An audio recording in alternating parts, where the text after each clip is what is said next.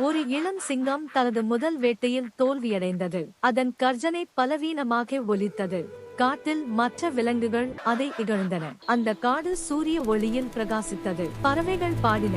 காற்று மெதுவாக வீசியது. ஆனால் அந்த சிங்கத்தின் உள்ளம் மட்டும் இருந்தது. ஒரு சிறிய குரங்கு அதனுடன் பேச வந்தது. நீ முடியும் என்று நம்பிக்கை கொடுத்தது. அந்த வார்த்தைகள் சிங்கத்தின் மனதில் ஒலித்தது. திடீரென ஒரு பெரிய காட்டு எருமை காடை அச்சுறுத்தியது. எல்லா விலங்குகளும் ஓடின. சிங்கம் பயத்தில் மறைந்தது. எருமை தினமும் தாக்கியது. காட்டில் அமைதி குலைந்தது. விலங்குகள் உதவி தேடின. சிங்கம் தனியாக பயிற்சி தொடங்கியது. அது ஓடின, கத்தின, தன்னை வலுவாக்கியது. தன்னம்பிக்கை மெதுவாக வளர்ந்தது. நான் முடியுமா என்று அது சந்தேகப்பட்டது. பழைய தோல்வி நினைவுகள் அதை துரத்தியது. ஆனால் அது விடாமுயற்சியை தேர்ந்தெடுத்தது. ஒரு நாள் அது தன்னுடைய முழு சக்தியுடன் கர்ஜித்தது. அந்த சத்தம் காட்டையே அதிர வைத்தது. அது இனி பயந்த சிங்கம் இல்லை. சிங்கம் எருமையை எதிர்கொண்டது. ஒரு கடும் போராட்டம் நடந்தது. இறுதியில் சிங்கம் வெற்றி பெற்றது. விலங்குகள் அதை பாராட்டின. அது தன்னம்பிக்கையுடன் தலை நிமிர்ந்தது. வாழ்க்கை எப்போதும் இரண்டாவது வாய்ப்பு தரும்.